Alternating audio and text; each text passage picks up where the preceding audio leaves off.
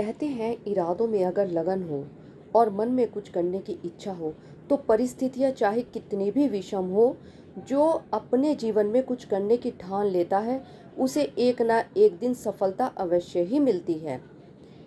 आज हम आपको बताते हैं एक ऐसी महिला के संघर्ष की कहानी जिन्होंने अपने परिश्रम से न केवल अपनी पहचान बनाई, बल्कि आज यह आलम है कि लोग उनसे प्रेरणा लेते हैं, उनका अनुसरण करते हैं। जी हाँ दोस्तों, हम बात कर रहे हैं श्रीमती प्रतिभा श्रीवास्तव अंश जी की। इनका जन्म 1 मार्च 1980 को छपरा बिहार में हुआ था। इनके पति का नाम अनुज कुमार श्रीवास्तव है। 15 वर्ष की आयु में इनका विवाह हो गया था। उस समय प्रतिभा जी केवल 10वीं कक्षा तक ही पढ़ी थी। लिखने का शौक तो बचपन से था, पर झिझक व आत्मविश्वास की कमी के कारण ये कभी आगे नहीं बढ़ पाती थी। इनके ससुराल में सभी पढ़े लिखे थे। छोटी उम्र में ही ये माँ बन गई। जब इनकी बिटिया थोड़ी बड़ी हुई तो अक्सर इनको बोला करती थी कि सबकी माँ जॉब करती हैं, बस आप ही हो जो घर में रहती हो।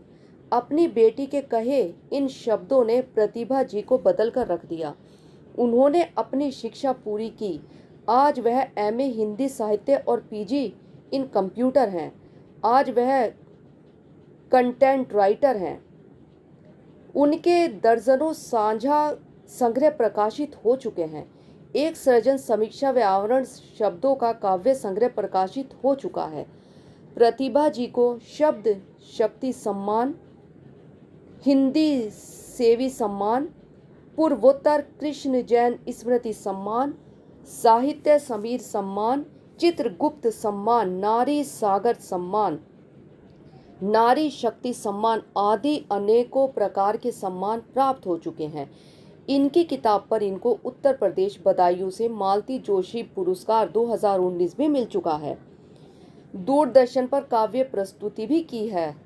नाटक हाँ नहीं आती श्रम में अभिनय, नाटक हम नहीं सुधरेंगे में बेहतरीन अभिनय हेतु बाल कल्याण शोध केंद्र द्वारा इनको सम्मानित किया गया है। आकाशवाणी पर काव्य पाठ का प्रसारण। अन्य उपलब्धियों का विवरण इनका इस प्रकार है। गिनीज वर्ल्ड रिकॉर्ड में मां पर आधारित कविता का चयन हो चुका है। ग्रह शोभा, सरिता, मुक्ता आदि सैकड़ों पत्र पत्रिकाओं व देश विदेश के साथ ही विदेशी समाचार पत्रों में भी इनकी कविता का प्रकाशन हो चुका है। कनाडा में प्रकाशित अंतर्राष्ट्रीय पत्रिका प्रयास में मॉडल के रूप में प्रतिभा जी की छवि का चुनाव भी हुआ है। आज हम आपको अंश की कलम से बातें 16 श्रृंगार की बिछिया एक लक्ष्मण रेखा के विषय में बताते हैं, जो प्रतिभा जी द्वारा लिखा गया है। अगर भारतीय महिलाओं की बात करें तो शादी के उपरांत इनके जीवन में 16 श्रृंगार का अत्यंत महत्व होता है। हर छोटे बड़े त्योहारों में हम स्त्रियां इन 16 श्रृंगार की मदद से स्वयं को सजाती हैं। लेकिन 16 श्रृंगार सिर्फ सजने धजने का नाम ही नहीं, बल्कि इसके पीछे कई संदेश व कुछ वैज्ञानिक कारण भी छुपे हैं। तो चलिए आज पैर की उंगलियों में पहनने वाली बिछिया या बिछुआ की बात करते हैं। मान्यता अनुसार बिछिया को स्त्री शादी के बाद ही धारण करती है। शादी के मंडप पर बैठी दुल्हन के मांग में सिंदूर डल जाने के उपरांत हमारे यहाँ एक रस्म है कोहबर का, जहाँ दुल्हन व दूल्हे को जोड़े में बिठाया जाता है। ठीक इस रस्म में पहले कन्या की भाभी कन्या को बिछुआ पहनाते हुए कहती है, जैसे मैं अपने ससुराल में आके भी अपने मायके की लक्ष्मी अपनी भाभी को नहीं भूली, वैसे ही ननंद रानी तुम भी मुझे याद रखना ननंद भाभी के रिश्ते को। और जैसी भाभी भी तुम उम्मीद करती हो वैसी ही भाभी तुम भी बनना। इस रस्म में वर पक्ष के लोग कन्या की भाभी को नेक स्वरूप उपहार भी देते हैं। ननंद भाभी के प्रीत की याद दिलाती ये बिछिया सुहाग चिन्ह में भी अहम भूमिका निभाती है। तीज को अखंड सौभाग्य का व्रत माना जाता है। इस व्रत में हम गौरी को 16 श्रृंगार की सामग्री अर्पण करते हैं, जिसमें बिछिया भी शामिल होती है। पूजा के बाद इस बिछिया को अगले तीज तक धारण करना होता है। बदली हुई जीवन शैली में आज महिलाओं का परिधान बदल गया है। साड़ी की जगह जीन्स टॉप, सलवार कुर्ता ने ले लिया है। दौड़ भाग करते हुए आज पैरों को आराम जूतों से ही मिलता है और जूतों की वजह से बिछिया पहनने में दिक्कत महसूस होती है। और शायद यही कारण है कि सुहाग के इस चिन्ह को हम रोजमर्रा के जीवन से हटाते जा रहे हैं।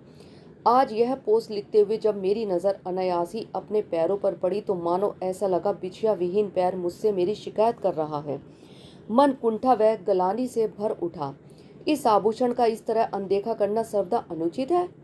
खैर, जैसे मुझ जैसी कुछ स्त्रियां इसके प्रति उदासीन हैं, तो वहीं दूसरी तरफ कुछ स्त्रियां जब भी इसके महत्व को समझते हुए इसे धारण कर इसका मान बढ़ाती हैं। अम्मा कहती हैं बिछिया मन के साथ साथ स्वास्थ्य का भी ध्यान रखती हैं।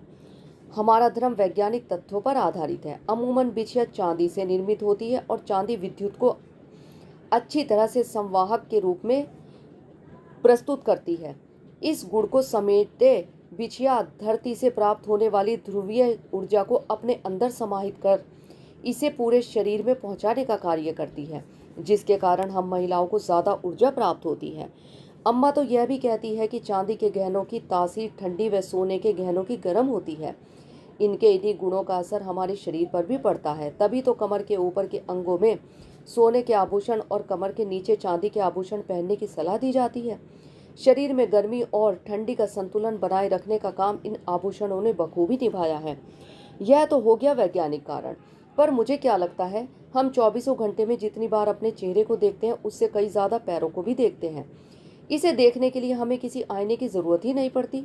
ये पैर ही तो है जो बाहरी दुनिया में आज़ाद होकर विचरना चाहता है, तो कभी बाहर की रंगीन दुनिया में रंगने को उत्सुक होता है, और जैसे ही हम पैर बढ़ाते बिछिया पर नजर आती हैं तो हम स्त्रियां अपने आप को रोक लेती हैं, अपने पैर अपनी दहलीज के भीतर समेट लेती हैं। इन खतरों से हमारे अनुभवी बुजुर्ग भली भांति परिचित थे, तभी तो वो भारी खतरों से हमारी रक्षा हेतु कुछ सीमाएं खींच देते थे, ताकि रिश्तों में ईमानदारी बची रहे, परिवार में रिश्तों की गरिमा बनी रहे। इस हेतु उन्होंने पैरों में बिछिया पहना दिया, जिसे देख हम अपनी मर्यादाओं की लक्ष्मण रेखा का सम्मान करें। यही बात संकेतों के माध्यम से हम तक पहुंचाई जाती है। इतिहास कहता है लक्ष्मण रेखा स्त्रियों की आज़ादी के हनन हेतु नहीं बल्कि उनकी रक्षा के लिए खींचा जाता है। ऐसी ही एक लक्ष्मण रेखा माता सीता के लिए खींची गई थी, जिसके लांघते ही उनको अनेकों कष्टों का सामना करना पड़ा था, सभी जानते हैं। इसलिए भी इन बिछियों में मुझे वही लक्ष्मण रेखा नजर आई और मैं अपने पैरों को बहकने से रोक लेती हूँ। जीवन में लक्ष्मण रेखा का खींचा जाना यह हमें अनेक कष्ट पीड़ा से तो बचाता ही है, साथ में हमारा चरित्र निर्माण भी करता है। प्रतिभा श्रीवास्तव जी के अंश। धन्यवाद। समाचार के बारे में अपनी राय कमेंट बॉक्स में जरूर दें। लाइक और सब्सक्राइब करना ना भूलें और अधिक ताज़ा तरीन खबरों के लिए जुड़े रहे प्रखर गूंज न्यूज़ डेस्क के साथ।